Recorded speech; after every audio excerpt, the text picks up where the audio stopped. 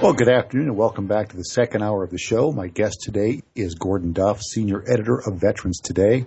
And now, Gordon, as promised, it's time to go tinfoil hat for the listeners. So we might as well disclose this and let the cats out of the bag. Okay. This is not easy.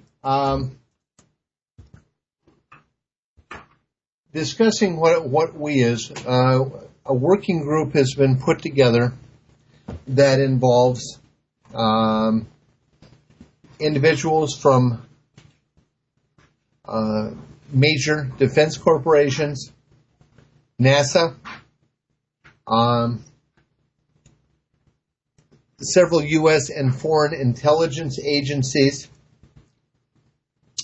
that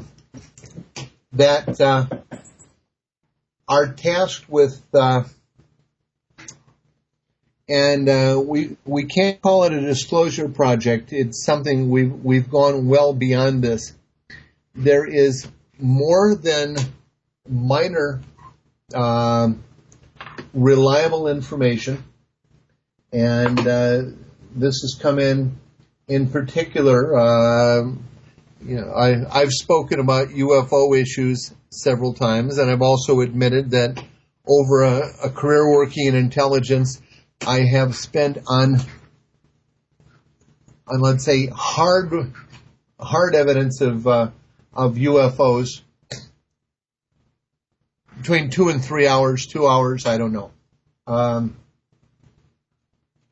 I had discovered to my own dismay that I'm the only member of Majestic that has ever admittedly come forward. was told that I'm probably shouldn't do that, but it's a little late anyway. As of 1977, the United States government, as of the late summer of 77, had in place diplomatic treaties with 3 alien species. The United States had taken on technology by that time that I was officially made aware of through what were then classified documents that apparently are still classified, that the U.S. had taken on anti-gravity technologies and had developed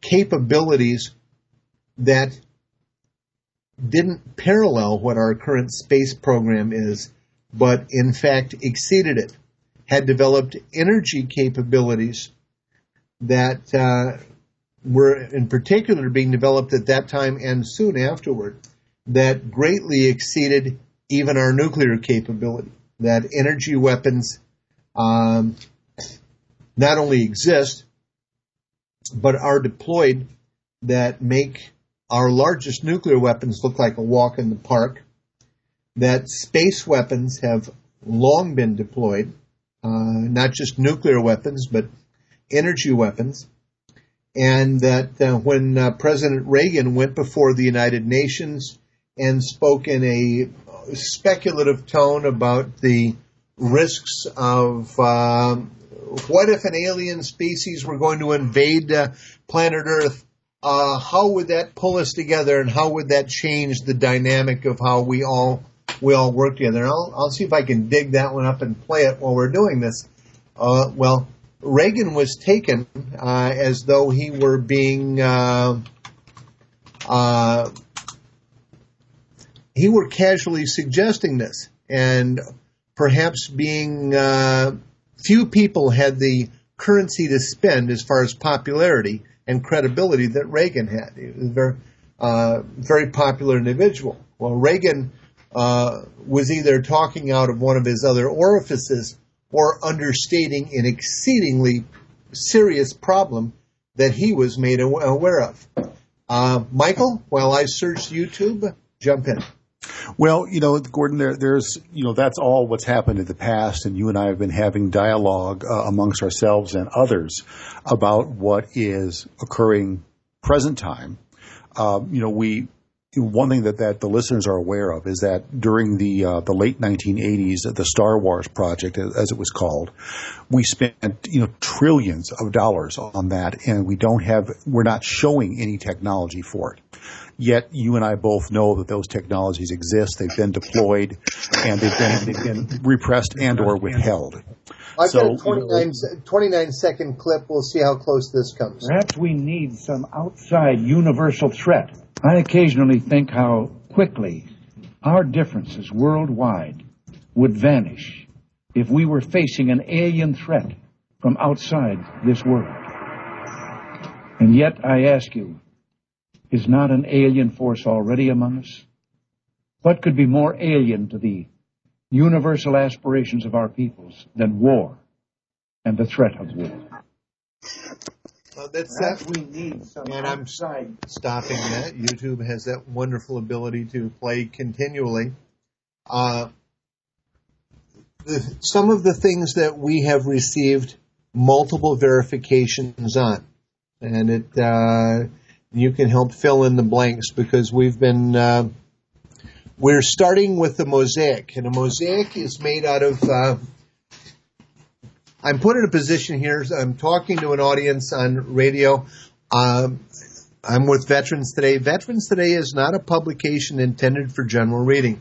We're a military and intelligence publication that anyone can read who chooses, and we have a large readership for that reason. Frankly, I'm surprised anyone goes there because we're generally a very dry publication. Very few nudie photos, although occasionally, but no celebrity news, very few comics. On the other hand here,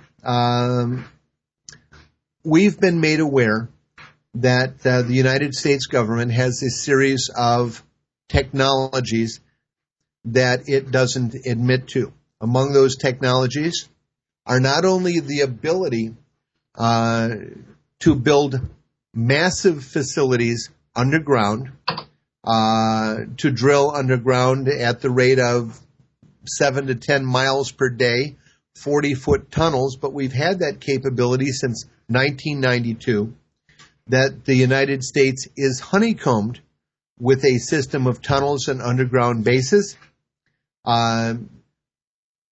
that those underground bases are connected through trains that move at speeds up to Mach 3, that there are people within this country who are spending their lives underground. We have a second population. If only I were making that up, I'd love that to be the case. That the people of the United States are going to, at some time, be made aware, in the most falsified terms imaginable, that there is an alien presence on this planet. What we're not going to be told is that not all of it is humanoid. Some of it is. Some of it has been among us for some time.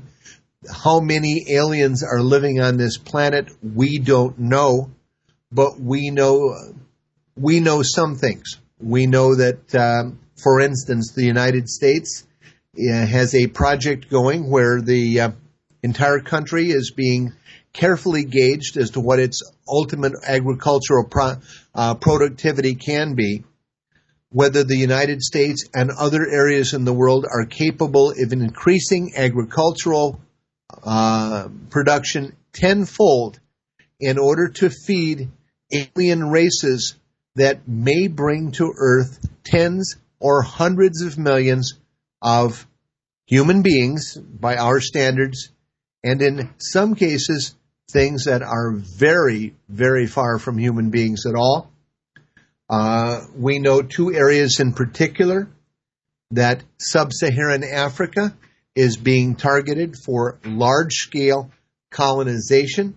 We know the Pacific Basin is being equally targeted. Okay, well, Gordon, this will give us a chance to collect our thoughts and where to take this next. We've got our break coming up here. We'll be right back with some more tinfoil hat stuff, except, folks, this is real. It's not tinfoil hat. Be right back.